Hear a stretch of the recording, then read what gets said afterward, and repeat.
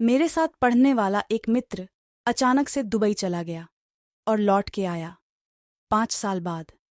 हालांकि फेसबुक पर लगभग रोज बात होती रहती थी, फिर भी 5 साल बाद जब वह वापस आया तो हम सभी मित्रमंडली ने उससे पूछा, और बताओ कैसी है अरब की जिंदगी। उसने जो जवाब दिया उसी के भाषा और लहजे में आपके सामने रख रहा हूं। 5 साल हो गए थे सऊदी में काम करते हुए। पहला 1 साल कर्ज उतारना, दूसरा तीसरे साल की कमाई बहनों की शादियों की भेंट चढ़ गया।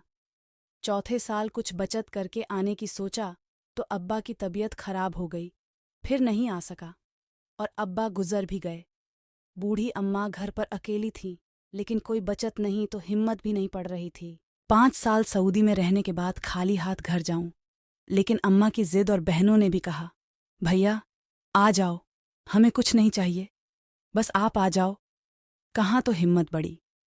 कुछ उधार बारी करके टिकट लेके वापस आ गया कि कोई बड़ी जिम्मेदारी तो है नहीं, अब यहीं कुछ कर लेंगे। आने के दूसरे दिन बहन से मिलने गया। बहन भी अब बच्चों वाली हो चुकी थी। आते वक्त भांजों के हाथ पर 100 रुपया रखकर वापस हुआ। दूसरी बहन के यहाँ पहुंचने पर पास के पैसे भी खत्म हो चुके थे, लेकिन उसे ये उम्मीद थी ये बहन जो कुछ ज्यादा नजदीक है कुछ नहीं बोलेगी। वहां से वापसी होने पर भांजे के हाथ पर कुछ नहीं रख पाया। घर पहुंचने पर अम्मा ने बताया कि एक बहन का फोन आया था। बोली, भाई 5 साल बाद सऊदी से आया था, मेरे बच्चों के हाथों पर 100 रुपल्ली रख के गया, इतना तो हम फकीरों को दे देते हैं।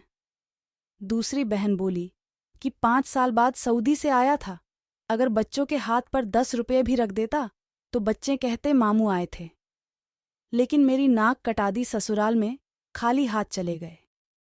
मैं अब वहां खड़ा अपने पिछले 5 सालों की कमाई का हिसाब लगा रहा था। ये सिर्फ एक आदमी की बात नहीं है, बल्कि पैसे कमाने वाले ज्यादातर आदमियों का यही हाल है। आप पैसे कमा रहे हो तो आपको सब कुछ मिलेगा, मान सम्मान, लेकिन किसी कारण वश आज आप नहीं कमा रहे तो सब किया मिट्टी में मिल जाता है। ऐसी ही और कहानियां सुनने के लिए हमें सब्सक्राइब कर लीजिए। मिलते हैं नेक्स्ट कहानी में।